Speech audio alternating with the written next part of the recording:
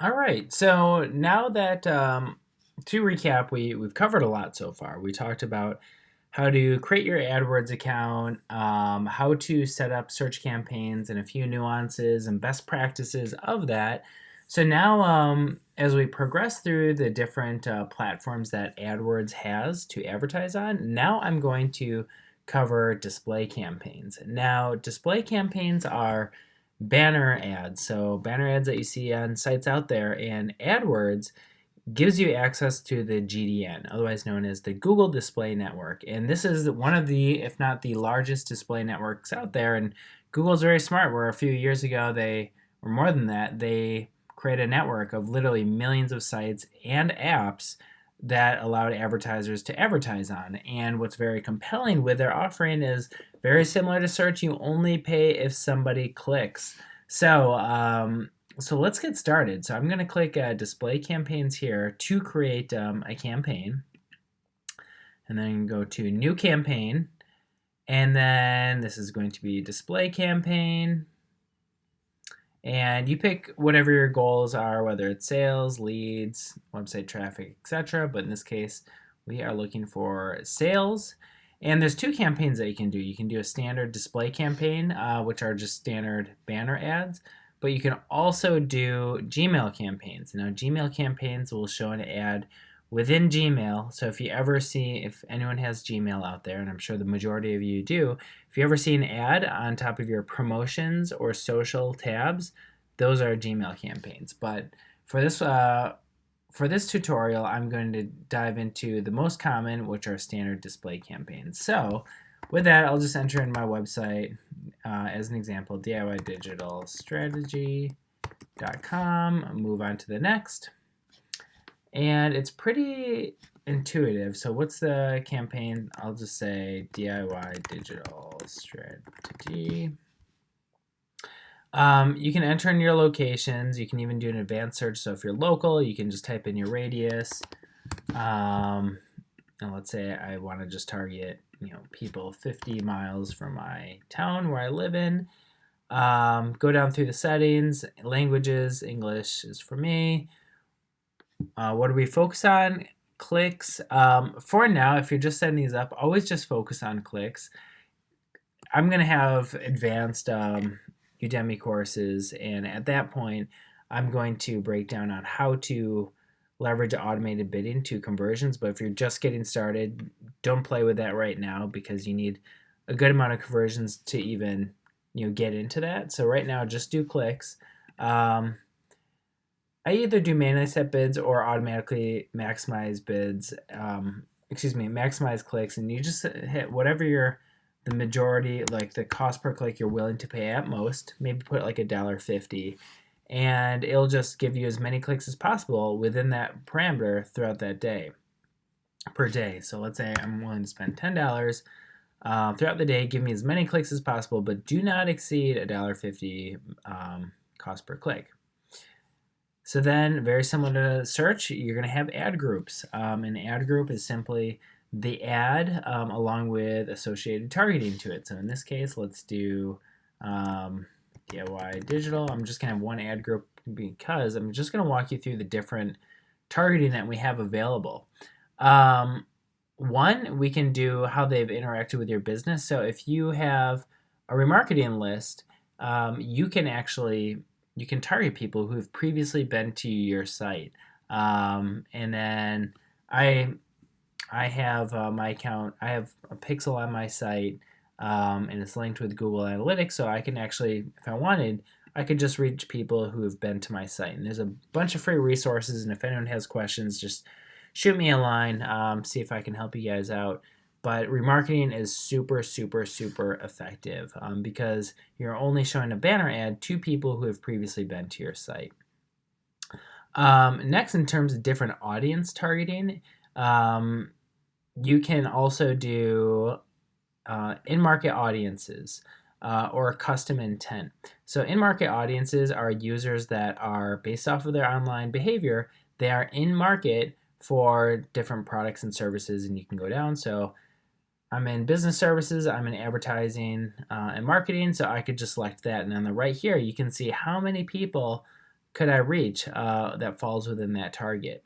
So that is in-market audiences, but then there's also a really cool segment called custom intent. What custom intent is, you can create down here, new custom intent audience, all you do is upload a bunch of emails and even websites or apps that are related to your products and services, and then Google will find people that have an interest and have displayed online intent for these products. So it could be digital advertising, paid search, business marketing, and then for fun, we could just you could even throw in like some websites out there just as an example, and it will populate. So maybe I'll just do just for fun, like Forbes.com. And then what it does is create all these custom signals and then creates an audience based off of those. It's really awesome in how targeted it is, that you're no longer using just like canned targets. So you can totally customize it. That's in market and custom intent. Next is affinity and custom affinity. These are just affinity segments are just anyone who has an affinity towards something. But if your whole goal is to drive sales, I would stay away from this. Affinity targets more loosely targeted and not necessarily people that are in market to purchase.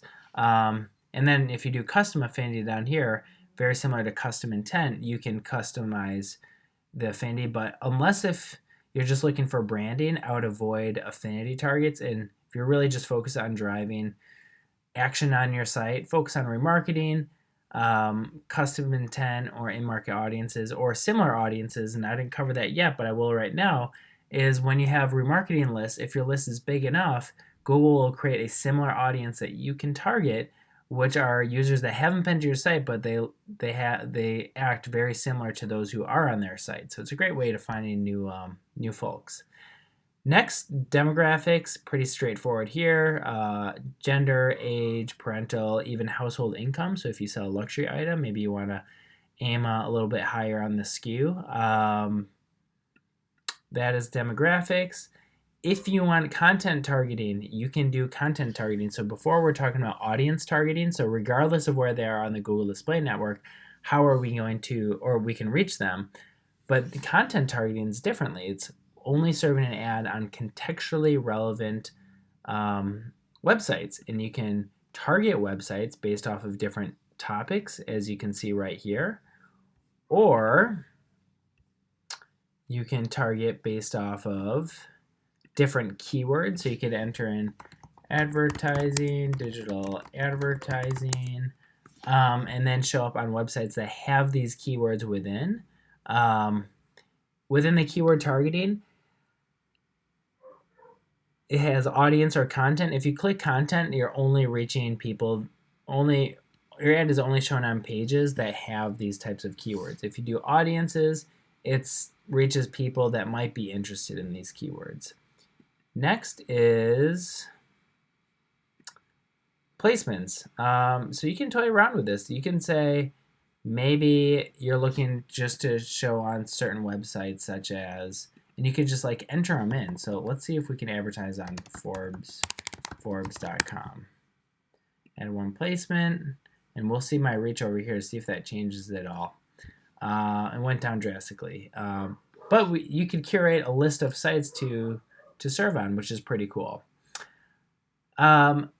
Next is, I'm going to skip dynamic ads because that's a much more advanced section. But then the last thing that you need to do is you just create an ad. And the best ad format that you can create, which is super simple, it's called responsive ads. And what responsive ads are is you simply upload a headline, short headline, long headline, and it gives you to create the character amount, description, business name, and then URL, and then you just upload images. And how it's going to work is it'll combine text plus images, as you can see right here. You upload an image, then it'll append different text elements to it, and these ads work really well. It's super easy, and you can just do plus images, and let's say just scan my website to see if I have any good images So yeah, let's use this as an image, and I'm just going to run through this as an example. Sure, it looks great. And then I can say DIY digital strategy, crush your online marketing, and then visit DIY digital to drive growth for your business. And then, just going on from there. And then you put your business name. And then, as you can see, within just a very short amount of time, you can have a very professional looking ad that works really well. If you upload images, your own images, just make sure that you do not have text within the images because they are appended next to text. So just keep that in mind. And that is it. And then I would just create the campaign, display, and it'll tell you if there's any errors. I'm going to create the campaign, and I am all set. Continue to campaign, and my campaign is ready to go. And if I click into this, I will see the ad that's running, and if I click into the audiences that I'm reaching, it will populate. This is my remarketing list, and these are in-market audiences, but I'm also targeting based off of keywords. In this case, I have way too much targeting and it probably wouldn't serve. But my recommendation is just do like 1 or 2 targets that you think is going to work really well for your business, and test around with it. And obviously, if you do need more help beyond videos, I'm more than happy to assist. But this gives you just like a nice basic overview of what you can do from a display side. Now, I did mention that you can create Gmail campaigns, and let's just walk through that real quickly. And so I'm going to create a campaign, display, I want sales, let's do a Gmail campaign, DIYdigitalstrategy.com. Moving forward, and then just same thing. I'm just gonna fly through this real quick. You just set up all your settings, what the ad group name is, but then it's very similar. You just simply select the keywords that you want to target based off of people that have search terms, audiences based off of online actions or interests or demographics, and then when you create the ad, it gives you templates and what it looks like. And how it works with Gmail is, very similar before. You can upload images and even videos, but how it works is you only pay if someone clicks to expand into the open state. So there's like this small teaser at the top of promotions and social within Gmail, and once you click it, it opens up to the larger format, and that's the click that you pay for, and then obviously they can click to your site. These also work really well, especially from a remarketing strategy.